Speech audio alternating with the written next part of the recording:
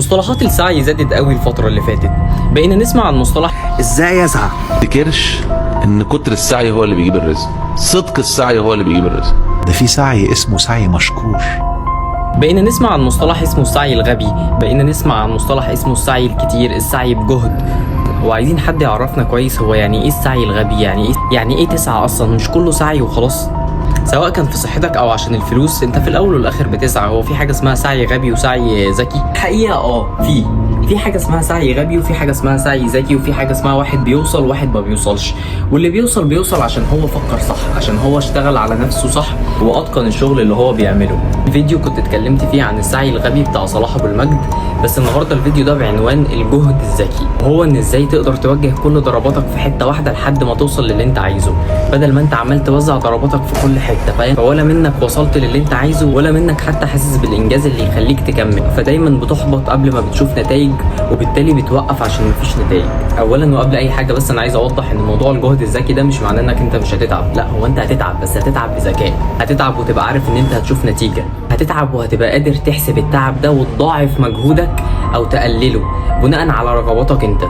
فسواء كنت بتتمرن في الجيم او عايز تعمل عضلات، انت اول ما بتفهم العضله بتشتغل ازاي، وايه الاكل اللي المفروض تاكله، وايه العضلات، وايه التمرين اللي المفروض تتمرنه كويس، بتفهم ان الموضوع كله مش معتمد على اشتراكك في الجيم، مش معتمد على ان انت تروح تدفع اشتراك في الجيم وتستنى بقى العضلات تطلع لوحدها زي اغلب الناس اللي بتروح تعمل نفس الكلام ده. هدي لك مثال مثلا من الحياه اليوميه. لو في اتنين اشتركوا في الجيم دلوقتي، واحد منهم بيروح 3 مرات في الاسبوع، وواحد منهم بيروح كل يوم، ممكن يتهيأ لك ان الاولاني اللي بيروح 3 مرات في الاسبوع مش بيعمل نفس نتيجة البني ادم التاني اللي بيروح طول الاسبوع. لكن الحقيقة عكس كده، لان اللي بيروح 3 مرات في الاسبوع ده بيعمل اللي عليه وزيادة، وبيريح قصادهم 3 ايام، فده اللي بيخليه قادر يكمل ويواصل ويرجع اقوى من الاول. من التاني ما بيريحش نفسه، شغال على نفسه طول الاسبوع، فبيوصل لمرحلة من الفشل العضلي اللي تخليه مش قادر يكمل الجيم، ممكن كمان يجيله اصابة. طبق الجهد الذكي في حياتك بشكل عملي. انت محتاج تركز الاول على جسمك وتفهم جسمك كويس بيشتغل.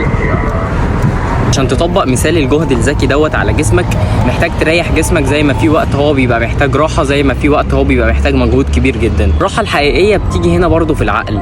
عقلك بيشتغل بطريقة معينة، انت محتاج فيها تعرف امتى تريح عقلك وامتى تشغل عقلك جامد جدا، تعصر عقلك فتطلع اقصى استفادة منه، وفي نفس الوقت تديله الراحة الممكنة. احنا كبشر مش مهيئين ان احنا نشتغل 8 9 10 ساعات ورا بعض بشكل مباشر والكلام ده كله، بالذات ان احنا في عصر السرعة والكلام ده كله، احنا مش مهيئين لكل ده. الجيم محتاج راحة زي ما عقلك برضو محتاج راحة، والجهد الذكي هنا انك تعرف امتى تريح وامتى تشتغل على نفسك. لكن افتكر، وده اللي انا عايز اقوله لك، ان الدنيا مش دار للراحه واللعب واللهو. يعني الدنيا دار ابتلاء اصلا وكبد، فانت جاي هنا عشان تتعب، انت ترتاح بس عشان تعرف تكمل وترجع اقوى من الاول، لكن انت مش جاي هنا تريح. الراحه دي في الاخره او عندها، انت جاي هنا تتعب وتشتغل وتريح عشان تعرف ترجع اقوى من الاول. افهم برضو ان الوظيفه بتاعت ال8 ساعات اللي انت بتروح تشتغلها وتفضل قاعد ال8 ساعات دول ما بتعملش فيهم اي حاجه خالص، ولا حتى بتطور فيهم من نفسك، ده مش معناه ان انت كده خلاص انت كسبت، لا بالعكس، انت على المدى الطويل هيتم استبدالك باي حاجه تانية، بالذات في العصر اللي احنا فيه ده بتاع الذكاء الاصطناعي، ان الوظائف فعلا خلاص بتنتهي. صدقني مش مهم قوي حجم الجهد اللي انت بتبذله على قد ما مهم نوع الجهد اللي انت بتبذله. وعشان تعرف تستخدم موضوع الجهد الذكي ده بذكاء، مهم جدا الاول تشغل عقلك قبل اي حاجه، لان انت عمرك ما هتوصل لحاجه لو ما عرفتش تشغل عقلك كويس. عقلك ما بيشتغلش بالزرار، عقلك مهمته الوحيده في الحياه ان هو يحميك عن اي حاجه جديده انت عايز تجربها، وعايز تخرج من مكان او عاده سيئه انت بقالك كتير فيها. لازم تفهم عقلك بيشتغل ازاي الاول علشان ما تفضلش تقاوم فيه، فتظبط عمال تزقه وهو بيزق معاك. فهو ده الجهد الغبي. الجهد الذكي انك تبقى فاهم كويس عقلك بيشتغل ازاي، فكل ما يجي يلعبك تلعبه. الموضوع بالنسبه لك على اكنه لعبه، ما بقاش بقى انت عمال تنافس في عقلك بقى، وكل شيء مش قادر تقوم، وكل يوم مش قادر تعمل اللي انت بتعمله. انت فهمت عقلك بيشتغل ازاي، وبقيت تديله اللي هو عايزه فبيديلك اللي انت عايزه. مهم جدا في موضوع الصحه العقليه دي، بعد ما تفهم عقلك بيشتغل ازاي، تفهم ان انت عندك نصين في العقل، نص الابداعي اللي هو على اليمين، والنص التاني اللي هو على الشمال. ده نص المسؤول عن الرياضيات والماث والكلام ده كله، والحسابات والتحليل والكده. فلو انت حد مهندس هتلاقي النص الشمال دايما بيشتغل معاك، فلو انت مهندس هتلاقي النص الشمال دايما بيشتغل معاك على طول، لكن النص اليمين دايما واقف. فانت لازم تعمل مهارات ابداعيه، شويه حاجات فيها ابداع، رسم، فن، الكلام ده كله، عشان تنشط بينشط النص اليمين. ولو انت اصلا استثر كلا فلقتي الدماغ. روجر سبيري حصل على جائزة نوبل لما اكتشف ايش؟ لما اكتشف ان الدماغ عبارة عن فلقتين، يمنى ويسرى. الفلقة اليسرى مسؤولة عن ايش؟ عن الكلمات والألفاظ والأعداد والأرقام والحسابات والتحليل والمنطق والتسلسل الخطي. أما الفلقة اليمنى فهي مسؤولة عن الإبداع والخيال والإدراك المكاني والصور الكلية والألوان والعواطف والمشاعر والإيقاعات. طيب أنا الآن أتعلم كيف أتعلم واستفيد كلا فلقتي الدماغ؟ لما أقرأ معلومات معينة أحولها إلى إيش؟ إلى صور. لما أقرأ ولو انت شخص مبدع وفنان هتلاقي دايما النص اليمين على طول بيشتغل معاك، لكن النص الشمال واقف. والنص الشمال برضه احنا لازم نشغله، ما ينفعش نبقى شغالين واحد بس والتاني لا. طبعا انت بالنسبه لك ايه ده؟ يعني ايه النص ده بيشتغل والنص ده بيشتغل؟ هما الاثنين لازم نشتغلوا ولازم نشتغل عليهم. انت لازم تقوي الجزء الابداعي عندك والجزء بتاع الرياضه والمسؤول عن الماس، واول ما تبدا تشتغل على الاثنين هتلاحظ في تغيير في حياتك او في فرق في حياتك. مهمه جدا انا كنت باخد بالي منها بس مش بركز معاها قوي. موضوع الاكل ده بيأثر مباشره على العقل. وطبعا هتقولي يعني ايه ازاي الاكل هيأثر على ازاي الاكل ممكن يأثر على عقلي؟ الاكل ده ممكن يوصلك لحاله انت مش قادر تفكر فيها، ويغير سلوكك ويغير رد فعلك كمان مع اي حاجه. ممكن يخليك شخص عاطفي جدا ما بتفكرش بالمنطق، وكل طاقه عاطفيه مفيش منطقيه فيها خالص. فبالتالي انت فاكر ان انت حياتك مدمره بسبب ان انت اصلا شخص عاطفي، وانت مش شخص عاطفي. بس انت الطريقه اللي بتتعامل بيها مع الاكل بتخليك توصل لمرحله تلغي العقل تماما، وتخلي كل تفكيرك بعد كده يبقى تفكير عاطفي. وده احنا مش عايزينه خالص في حياتنا. احنا عايزين نبقى في عاطفه موجوده، بس كل قراراتنا تكون بالمنطق. عقلك ما ينفعش تخيره. عقلك بتقول له انا هروح يا مش هروح، بس ما ينفعش تقول له اروح ولا ما اروحش.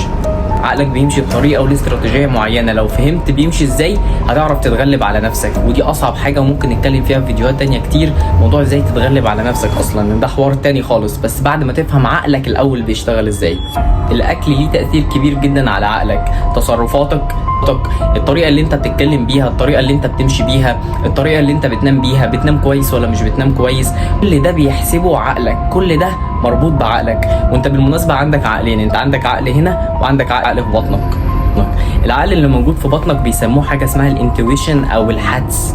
والحدس دوت اللي انت ما بتبقاش عارف اذا كانت دي غلط ولا صح، بس انت حاسس كده من جواك او من بطنك كده في احساس ان هي دي الحاجه الصح، فانت بتختارها وغالبا بتطلع هي الصح. او لما بتيجي مثلا تلعب لعبه ما بتبقاش عارف انت هتعمل ايه، بس انت من جواك عندك احساس كده ان هي دي هتبقى الصح. فالانتويشن او الاحساس ده مهم. الحدس اللي جوانا دي حاجه ربانيه برضو، احنا مهم جدا نعرف نستغلها في شغلنا ونستغلها في كل حاجه تانية. دي مش هتعرف تستغلها غير لما تعرف اصلا تكون مطهر معدتك وبتتحكم في معدتك.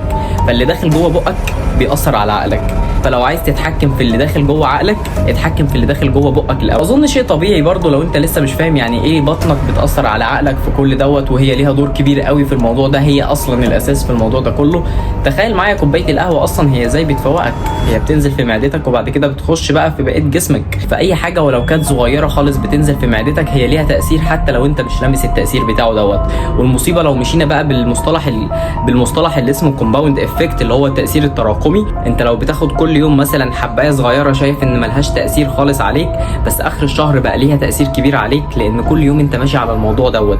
مهم جدا تاخد بالك من الحاجات الصغيره اللي انت بتعملها، ومهما كانت صغيره ما تقللش من ان هي صغيره مش هتأثر او من ان هي صغيره مش هتعمل حاجه.